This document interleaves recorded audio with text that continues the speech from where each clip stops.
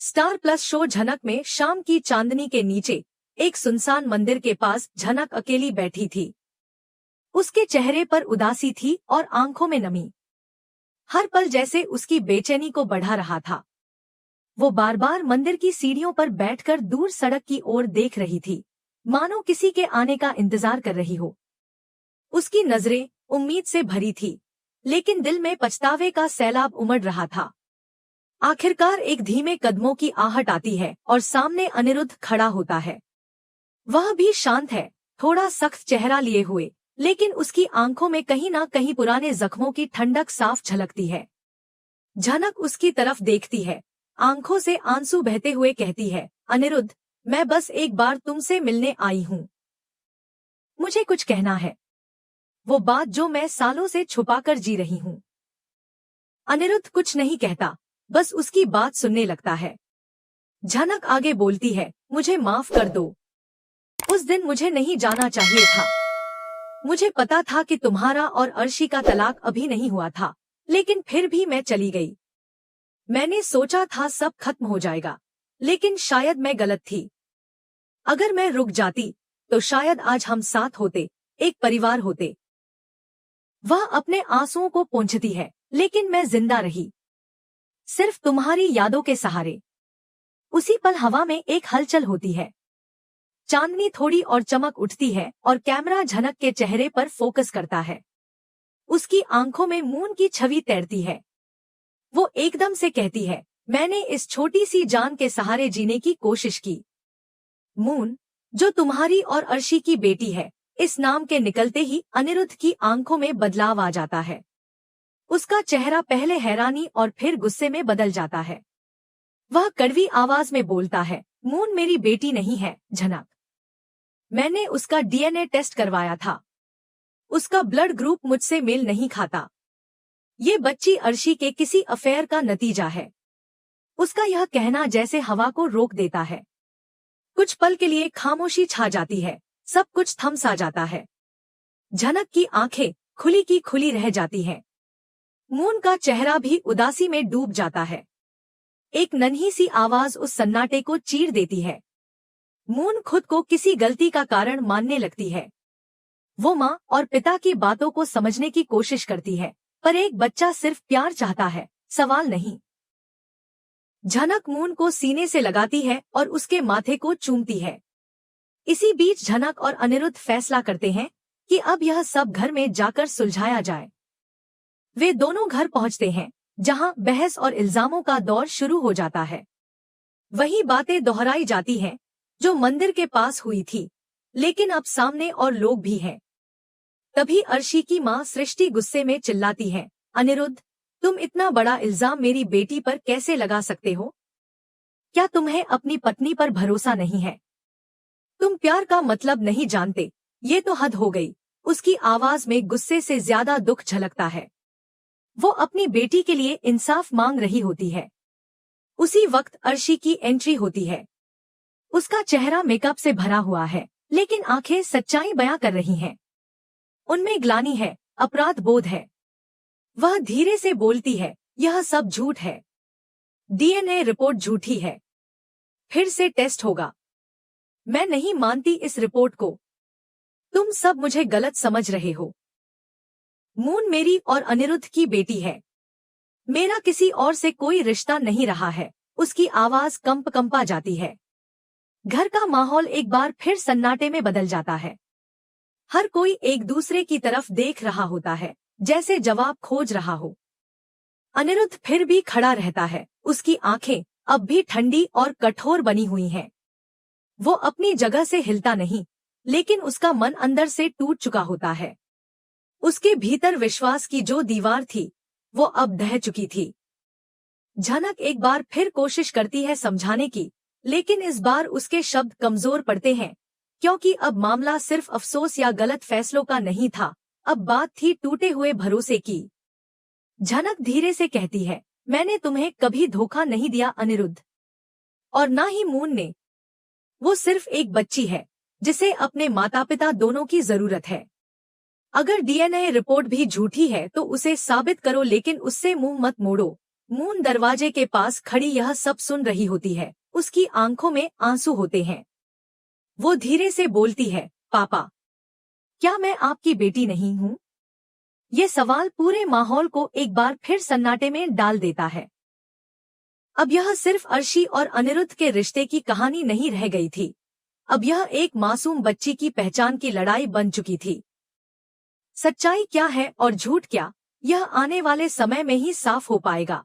लेकिन फिलहाल हर चेहरा सवालों में उलझा हुआ था, पछतावे में, गुस्से में और सबसे ज्यादा टूटे हुए विश्वास में। झनक की आंखों में दर्द की झलक साफ नजर आती है, लेकिन उसकी आवाज अब ठंडी और गंभीर थी। वह अपने भीतर के तूफान को समेटते हुए अर्शी की ओर देखती है और कहती है, गलती चाहे किसी की भी हो अर्शी, लेकिन यह बच्चा तुम्हारा है।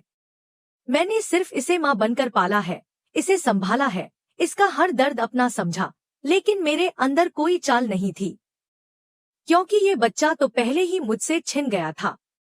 हाँ, यह वही बच्चा है जिसे मैं अपने आंचल में ढूंढती रही, लेकिन जब तक समझ पाती बहुत देर हो चुकी थी। उसकी यह बात सुनकर अनिरुद्ध का गुस्सा और बढ़ जाता है। वह तिलमिलाते हुए कहता है, बस झनक, तुम आई और आकर इतना बड़ा सच बोल गई। तुम्हारे मुंह से निकला हर शब्द मेरे अंदर की सारी दीवारों को तोड़ देता है, लेकिन कैसे मान लूं तुम्हारी बात? तुमने मुझे बेवकूफ बना दिया।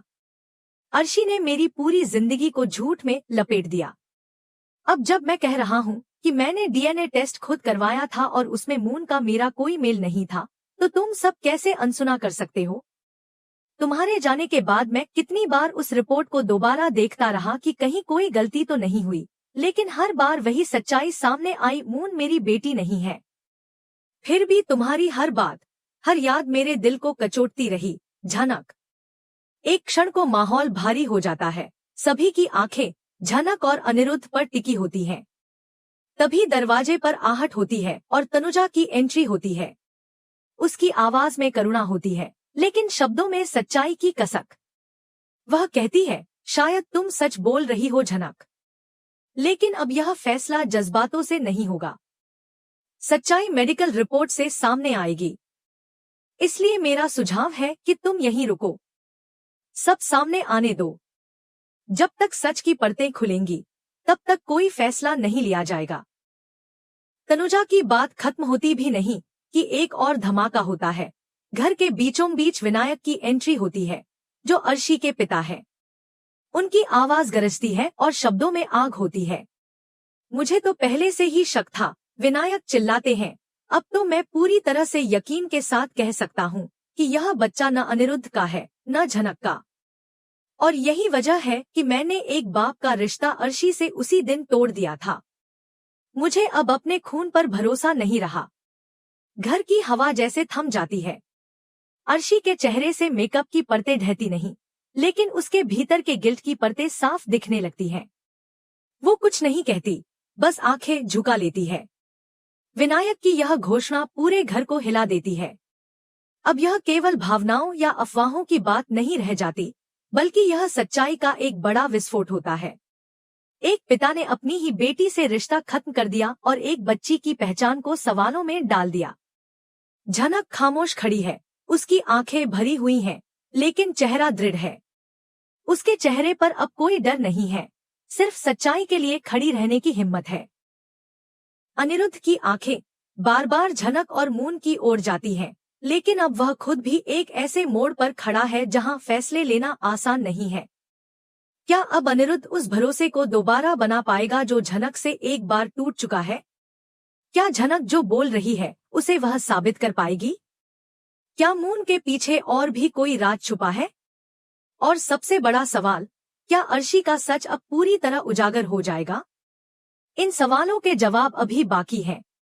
लेकिन एक बात तो तय है कि अब घर की दीवारें दरक चुकी हैं और एक माँ के चेहरे पर ग्लानि की छाया पड़ चुकी है।